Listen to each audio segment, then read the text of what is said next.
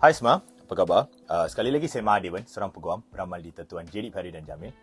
Topik kita pada hari ini adalah hidup berjiran dari perspektif seorang peguam. Mula-mula sekali lah, tuan-tuan dan puan.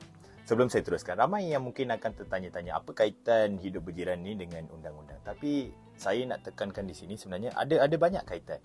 Di mana setiap kehidupan seharian kita ni sebenarnya ada kaitan dengan undang-undang, tapi ramai orang awam tak sedar. Kadang-kadang ni kita buat sesuatu benda ni mengikut undang-undang, tapi kita tak sedar sebab benda tu dah jadi satu norma, satu kebiasaan. So biasa kita ingat benda ni adalah normal. So hari ni saya akan cuba memberikan sedikit tips-tips mengenai hidup berjiran ini dan apa poin-poin yang kamu perlu tahu. Okey, poin kita yang pertama hari ini adalah ramai sekarang ni terutamanya lepas PKP dan sebagainya, ramai sekarang ni menjalankan perniagaan. Bila mereka menjalankan perniagaan ini sebab mungkin nak buat perniagaan dengan dekat kedai ataupun nak sewa kedai dan sebagainya mahal, ramai mengambil pendekatan untuk membuat perniagaan di rumah. Perniagaan macam mana yang kita tengok?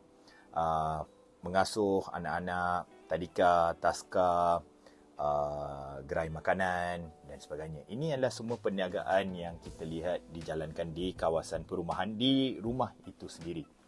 Persoalan kita di sini, adakah seseorang individu dibenarkan untuk berbuat sedemikian rupa? Okey, apa yang kamu kena tahu, status rumah kamu itu adalah status residensi ataupun kediaman. Maksudnya tujuan utama kamu berada di rumah itu adalah untuk tinggal di situ untuk kegunaan peribadi, bukan untuk tujuan kegunaan bisnes. Tapi kalau kamu nak buat bisnes ni, boleh ke? Kamu boleh buat bisnes, tapi kamu kena dapatkan kelulusan yang sewajarnya dari pihak berkuasa. Ini kamu kena tahu.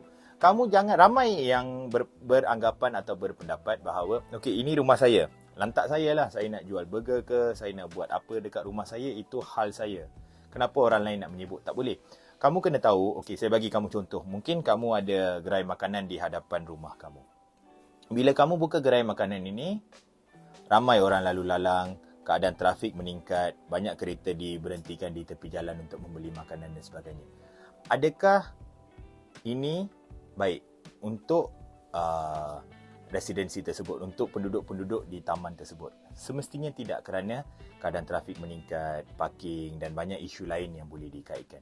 Tapi kalau kamu masih nak buka kedai ni, boleh ke? Boleh, tapi sebab kita hidup berjiran, cuba kamu berbincang dengan jiran-jiran kamu, dapatkan kebenaran daripada mereka dan sebagainya, baru kamu buat satu permohonan untuk menjalankan perniagaan menggunakan premis rumah kamu itu sendiri. So ini kamu kena tahu. Terutamanya lagi satu yang kamu kena tahu, macam taska atau tadika dan sebagainya. Kalau tadika contohnya, banyak kereta akan tunggu. Benda ni boleh mengganggu orang. So bila bisnes kamu ni tengah up ataupun bisnes kamu ni baik, tiba-tiba orang komplain, orang buat aduan, kata keadaan trafik meningkat dan bisnes kamu ni terpaksa ditutup. Dan kamu akan berkecil hati, kamu kata, oh apalah jiran-jiran ni tak support kita, memberikan kita masalah dan sebagainya. Tapi kalau kamu clear semua isu-isu ni dari awal, sebelum kamu memulakan perniagaan kamu dari kawasan rumah kamu, itu adalah yang terbaik. Ini kamu kena tahu. Poin kita yang seterusnya untuk hari ini adalah dari segi bila seseorang ni mengubah suai rumah ataupun renovation dan sebagainya. Okey. Ini lagi satu, ramai yang kata, okey, saya renovate rumah saya, lantak saya lah, saya nak renovate macam mana pun, itu hak saya. Okey, tak boleh, kamu kena tahu. Sekarang ni, untuk projek-projek taman perumahan yang baru, pada kebanyakan masa, saya tak nak gunakan terma undang-undang supaya tak nak mengelirukan sesiapa, tapi kebanyakan projek baru yang kamu tengok ada security guard dan sebagainya, kebanyakan projek tersebut tidak membenarkan kamu untuk mengubah cara rumah tersebut dibina. Maksudnya, kalau rumah tu semua bentuk yang sama, kamu kena kekalkan bentuk yang sama. So, kamu tak boleh kata, saya dah beli rumah ni, ini hak saya nak tukar. Tak boleh lah. Kamu bayangkanlah, semua rumah 2 tingkat. Kamu seorang nak pecahkan rumah kamu buat 4 tingkat, 5 tingkat. Tak boleh, sebab benda tu akan mengganggu semua penduduk yang lain. Mengganggu macam mana? Kita tengok semua selari, semua cantik. Tiba-tiba rumah kamu saja yang pelik, yang luar biasa dekat situ. So, mungkin ini adalah sesuatu yang orang tak suka. Tapi ini bergantung kepada sesuatu taman itu sendiri. Ini bukan satu poin yang kamu boleh guna pakai. Kamu tak boleh pukul sama rata untuk semua taman perumahan, tak.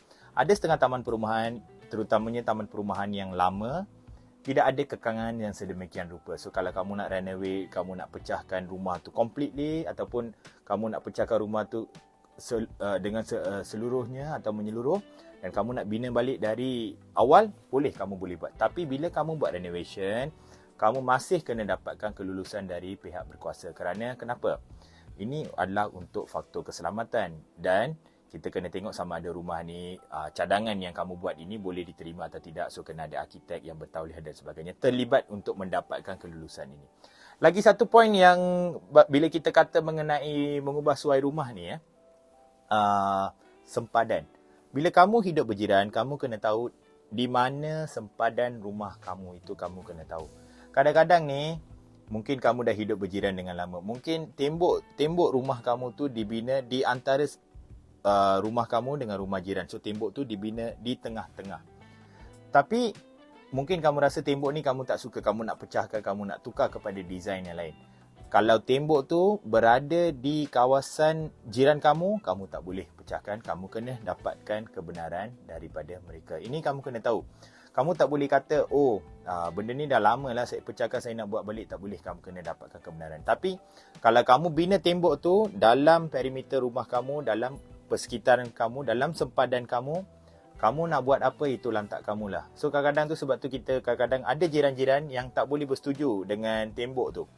Mungkin kamu nak buat design A, jiran kamu pula nak buat design B. Masing-masing tak setuju, masing-masing buat dua tembok yang berbeza. Ini adalah sesuatu yang biasa kita selalu lihat dan ianya dibenarkan. Dan kamu kena ingat, dari segi undang-undang biasanya saya rasa ini adalah sesuatu yang lebih baik kerana mungkin kamu buat satu tembok ni di antara kedua-dua rumah, mungkin owner lama bersetuju. Tapi bila rumah tu dah dijual, ada owner baru yang masuk, mungkin mereka tak bersetuju dengan tembok tersebut ataupun design tembok tersebut. So sebaiknya kamu buatlah tembok macam mana pun, tapi kamu letakkan di sempadan ataupun di persekitaran rumah kamu itu saja. Jangan, tak perlulah keluar ke, tak perlu nak share ke apa ke, tak perlu. Poin kita yang terakhir untuk hari ini adalah dari segi kamu akan bertanggungjawab segala benda yang daripada rumah kamu pergi ke rumah jiran kamu. Contoh, kamu ada pokok. Pokok tu ada akar, ada cabang, ada dahan, ada daun. Semua itu adalah tanggungjawab kamu. Kamu jangan kata ini adalah alam. Ini bukan rumah saya ni, memang pokok ni memang saya tanam dekat rumah saya. Tapi daun tu yang ditiup angin ke apa ke, ataupun akar tersebut yang menjala masuk ke rumah jiran ke, itu masih tanggungjawab kamu. Dan kamu kena ingat, pernah berlaku dan sentiasa berlaku, jiran menyaman seorang jiran yang lain kerana isu-isu macam ni, kerana air daripada sebelah ataupun pokok-pokok, tanaman dan sebagainya. Ini adalah sesuatu yang kamu kena ingat. So kamu jangan beranggapan ini rumah saya buat di rumah saya, tapi apa yang berlaku seterusnya bila kalau benda tu sampai ke rumah sebelah ataupun di rumah jiran, bukan tanggungjawab saya. Bukan.